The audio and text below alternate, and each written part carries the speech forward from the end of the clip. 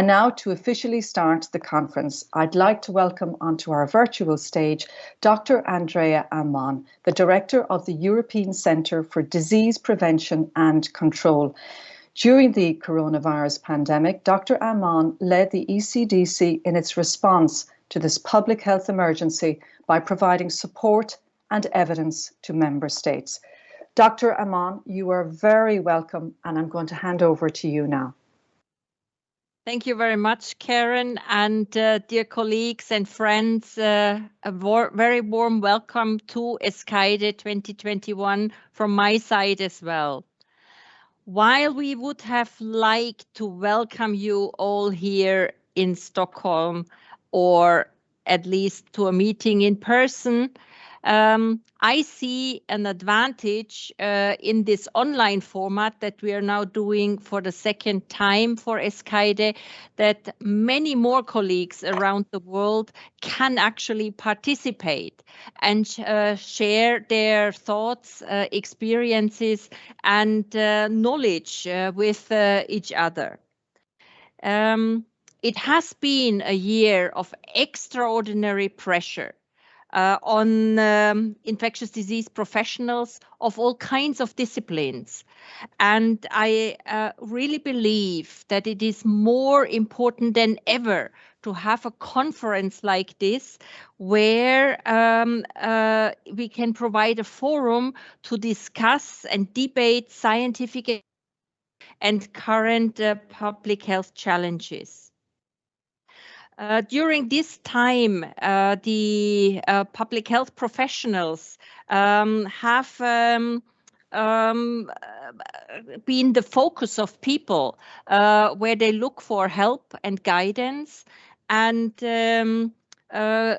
we think that escaide 2021 is therefore most important to spread the insights, to counter all the misinformation that is out there regarding COVID-19 in particular, but also regarding other diseases.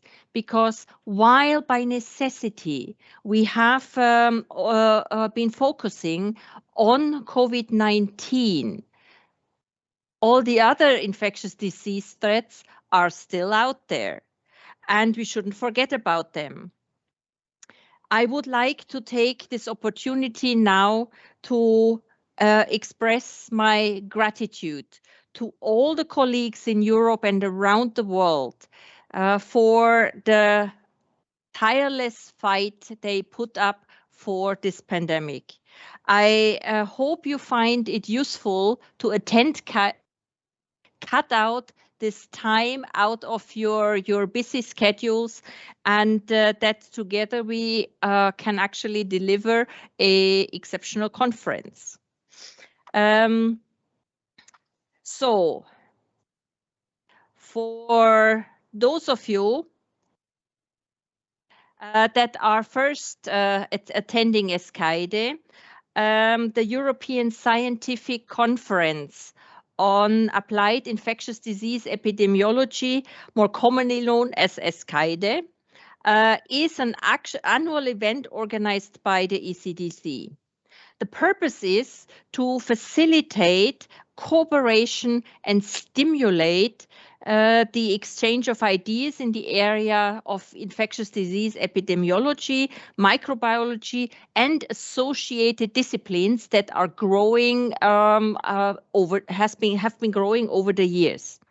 But the important part is the application of this knowledge. And that is the aspect of the conference that I think makes this conference so important for all of us, because it is, in my view, very important that the knowledge is not only generated, but also applied.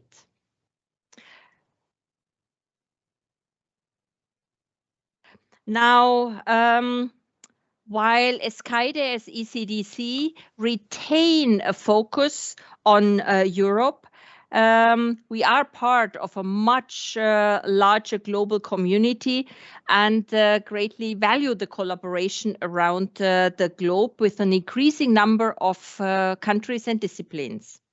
Last year, we had escaide implemented online for the very first time. And it allowed the opportunity that for a much broader participation. Creating opportunities to expand the connections and the network. Now, in last year, we brought together over 1,500 participants from more than 90 countries. Now, this year, we have almost doubled that. So currently, the count of registrations is 2,870 and counting. And 112 countries are represented. And while most of the participants may come from the 29 countries inside the EU EEA states, the participants from other countries are coming more from more countries outside the EU. Next one, please. So the program, as Karen has already indicated, looks at very much the modules that we have successfully integrated over the years. And the emphasis is on really the what we have learned in the past year, but also how this can be translated to improve the public health responses to other infectious diseases, and also how what we can learn to be better prepared for future pandemics.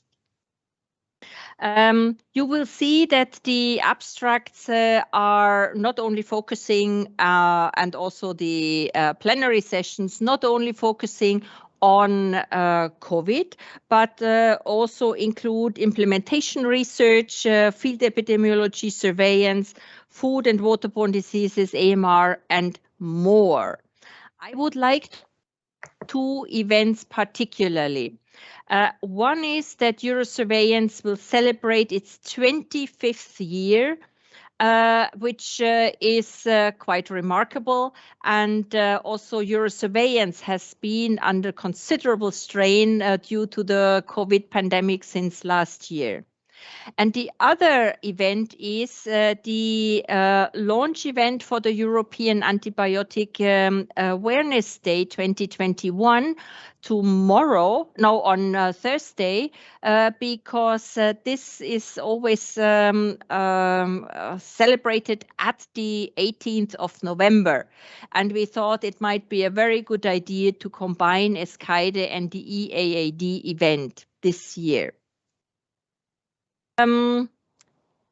You should know that as a registered participant, you also have access to the escaide sessions that will be recorded on demand until the end of December this year. Now, next slide. Karen has already highlighted the possibilities for interactions and networking. Although we cannot see and meet each other physically, there are, as much as the online format allows, possibilities to actually have individual talks and expand the network with colleagues you meet during the presentations. In closing, I want to say that I see forces globally that try to divide the world and divide the countries, that try to pitch countries versus each other and also continents. We who are working in infectious diseases know that our adversaries, the microbes, have no such feature. They cross world as we speak. So it means that also we have to work across the continents and the countries. And that is why I find it so delightful and important that we have so many countries participating here and so many people joining us for escaide. I hope you find it useful. I hope you learn something for your own professional development, that you may share your knowledge for the professional development of others, and that you might follow up with new colleagues and maybe even friends. So in that sense, I wish us all a very successful and fruitful exchange over the next few days. And with that, Karen, over to you again. Thank you very much, Dr. Ammon. Well, now I'd like to introduce our next speaker. Mike Catchpole is the chair of the escaide Scientific Committee and the chief scientist at the ECDC. And in his role as chair of the escaide Scientific Committee, Mike oversees the development of the scientific program for the event, from the preparation of the plenary sessions to the selection of the abstracts. Mike, you are very welcome. I'll hand over to you now. Thank you very much, Karen, and thank you very much, Andrea. And it's great. Well, I was to say to see you. I have to imagine that you're all out there on the other side of the camera that I'm looking at. But it really is good to be starting this 2021 edition of escaide. It's a great pleasure to welcome all of you from around the world. As Andrea mentioned, 3,000 attenders registered for this event, and it just makes me think back to the very early days of escaide, when we created escaide, or the conference, from the early days of a seminar for the EPIET training program, where there were a few dozen participants, to now seeing 3,000 attending this conference. It really is a fantastic progression. I'd like to take a moment or two just to remind you all of the aims of escaide. These have evolved over the years as we've developed the conference from those early days as the EPIET seminar. And those aims are, first of all, sharing scientific knowledge. As with any conference, it's an opportunity for you to learn from each other, to share the work that you've done. And I've certainly looked at a number of the presentations already, and there are some excellent presentations that I'm sure all of you will learn from. Then there is the opportunity to discuss and debate. So we will have fireside talks and the poster rounds. And so please take part in those discussions, post your questions. Let's make it as interactive as possible. Thirdly, strengthening the human network. Now, of course, this is always easy when we have an in-place conference, a face-to-face conference, but as both Andrea and Karen have mentioned, there are a number of facilities within the app that allows you to interact with others, and I would encourage you to do that as much as possible. Then showcasing examples of good practice in the field. And this is what I think that this conference, for me, has always been unique. It is that we encourage submission of abstracts and relating to real-world application of infectious disease methodologies to prevention and control of disease. And again, looking at the abstracts, looking at a number of the presentations, there are some fantastic examples of good practice. So please watch, learn, and enter into discussion about those. And then last but not least, professional development. And we can all continue to learn. I know there are many of you participating who are currently in training programs, just as there are many who have might be several years, such as myself, since our training. It's an opportunity to continue to develop. And I'll say a little bit more about continuing medical education at the end of this, but I would like to welcome particularly those participants, not only from the EU training programs that we coordinate here at ECDC, but also international training programs. And there is actually a special lunchtime session on the MedEpiet program, which I'm sure many of you will want to watch and participate in. So one other comment to make on the aims of escaide. It continues to evolve over the years, and this year we had an external evaluation, and I'd like to thank everyone that contributed to the process. There were around 287 people that we spoke to, contacted, asked for views on how we can improve the conference, and that together with the evaluation forms that you all fill in at the end of the conference really helps us to ensure that the program of future conferences evolves in a way that continues to make it as relevant, as useful as I hope you have found to date. I'd like to extend my personal thanks to the scientific committee, who we've worked over the last 12 months. The committee meets at the end of each conference and starts the process then of preparing for the next conference. And I'm really grateful to the amazing amount of work and input, the reviews, the work done on creating the plenary sessions for this conference that my colleagues, who you can see here on this slide, have given to make this a successful conference. The scientific committee has a rotating program that every 3 years a number of members move off and new members move on. And this year we will be saying farewell to Susan Hanna and Frode Fordland, who have both made fantastic contributions and will be moderating sessions as we go forward. So thank you very much, Susan and Frode, for everything that you've done for this conference and for the last 2 years as well. Moving on to the conference program itself. As Karen mentioned and as Andrea mentioned, COVID is clearly a theme that we couldn't ignore. And we've got some excellent sessions, not all about COVID, but we start off after this with the keynote presentation from Professor Peter Piot. On the second day, at the end of the second day, we'll have a discussion on digital health technologies. I personally have been involved in discussions about how we can harness the value of electronic health systems for public health purposes for well over a decade.